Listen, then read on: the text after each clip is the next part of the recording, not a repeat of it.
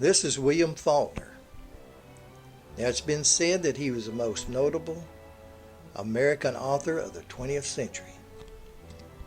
William Faulkner was born September the 25th, 1897, at this location.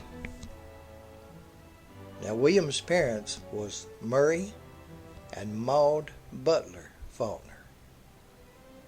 Murray purchased this home in New Albany, Mississippi in 1897, they say for $1,000. That was the same year that William was born. Murray was serving as a general passenger agent for the Ripley Railroad, which his grandfather owned. Now, the Faulkner home was demolished in 1950 to make way for this present house that's here. The Faulkners actually only lived here for a couple of years, and they moved to Ripley and then ended up eventually in Oxford. William had 3 brothers. William is the oldest, in the middle.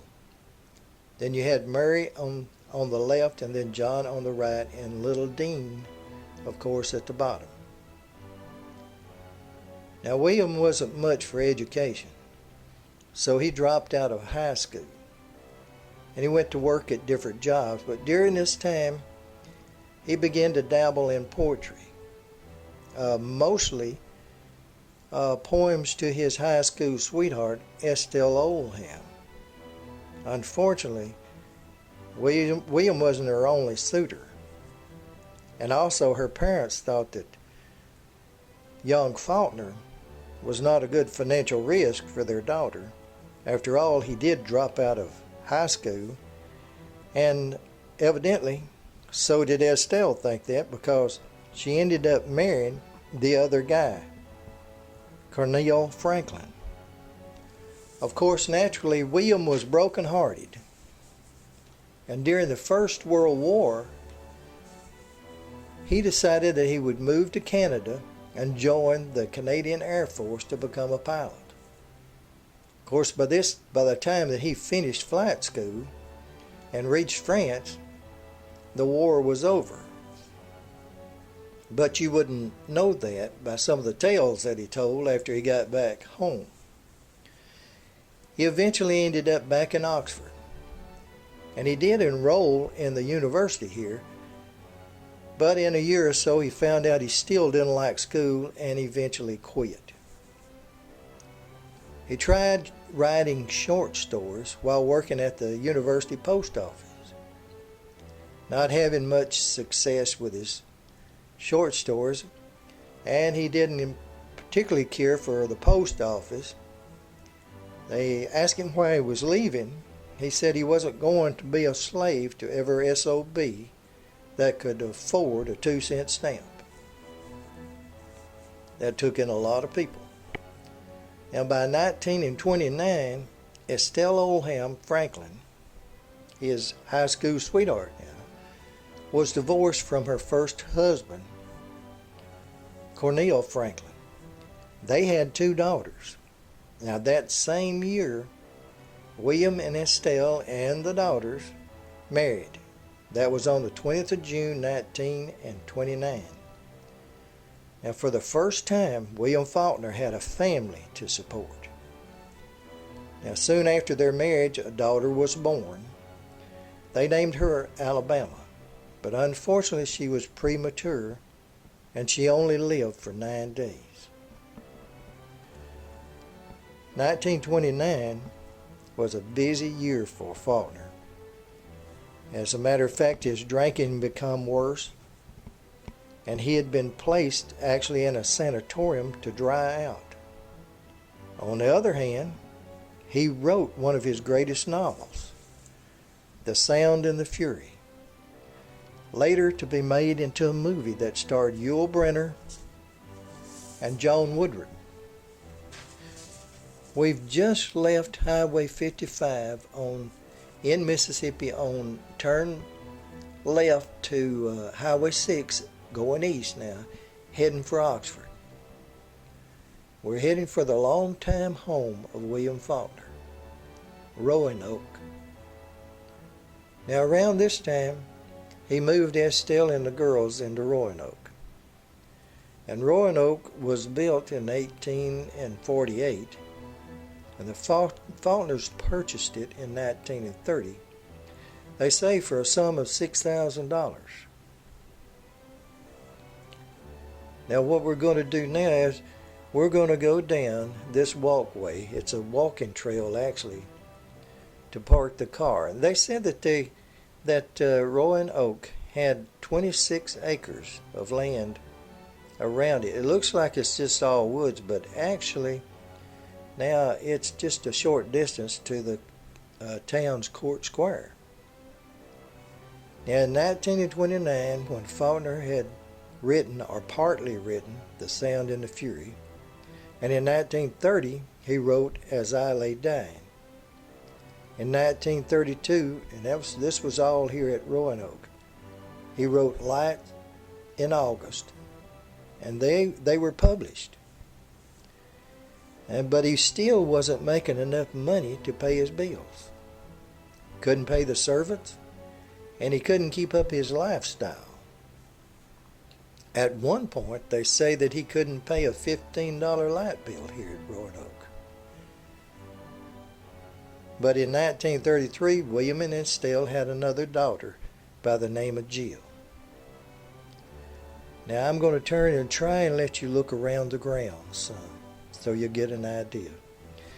By the mid-30s, he was deeply in debt. And he had also promised not only to take care of Estelle's girls and their daughter, but also the daughter of his younger brother, Dean. Because he did this after Dean's death in an airplane crash. Now this was a plane that William helped to buy. And he also encouraged Dean's love for flight. So he naturally felt guilty. And he promised to take care of Dean's child the same way that Dean would have. And he did. Now, in order to make needed money to pay his bills, he went to work for MGM writing screenplays, which he hated. But after paying off a large sum of his bills, he left Hollywood because he had to move out there in order to write the screenplays. Left Hollywood, of course, and returned to Roanoke.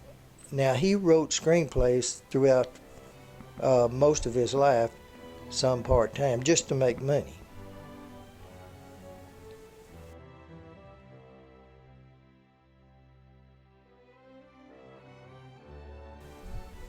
Now this, of course, is William and Estelle. Now, William's niece, Dean's daughter, her name is Dean Faulkner Wells. In her book, Every Day by the Sun, her Uncle William is telling stories of the family, to the family children on special occasions, of course. And one such tale was that a broken-hearted lady had jumped from the balcony of Rowan Oak here to her death. But when she got grown, she asked him, was it true? Because he told it in such a way that it sounded like it was. He said no, but it was a good story. Now, in 1936, he wrote Absalom, Absalom. And then in 1939, he wrote Palms, Wild Palms. And in 1940, he wrote The Hamlet. By 1945, they say that he was writing screenplays part-time and drinking full-time. Until 1945, Faulkner was still relatively obscure as far as being an author was concerned. Although he had things published, he wasn't as well known as he liked, and despite the many novels that he had wrote, he wasn't achieving the acclaim that he desired, nor the financial stability that he needed. Now things changed when he met Malcolm Cowley, a literature critic that began to praise Faulkner's work. Now I don't know what kind of deal went on there, if they worked out something or whatever, but after he met Crowley, that was in 1945. In 1949, William Faulkner was awarded the Nobel Prize for Literature. Now, unfortunately, Faulkner continued to drink heavy, and in 1952, his publisher made a statement, said that he was witnessing the complete disintegration of a man by Faulkner's drinking. In 1954, he won the Pulitzer Prize for A Fable. And in 1960, his final novel was The Reivers.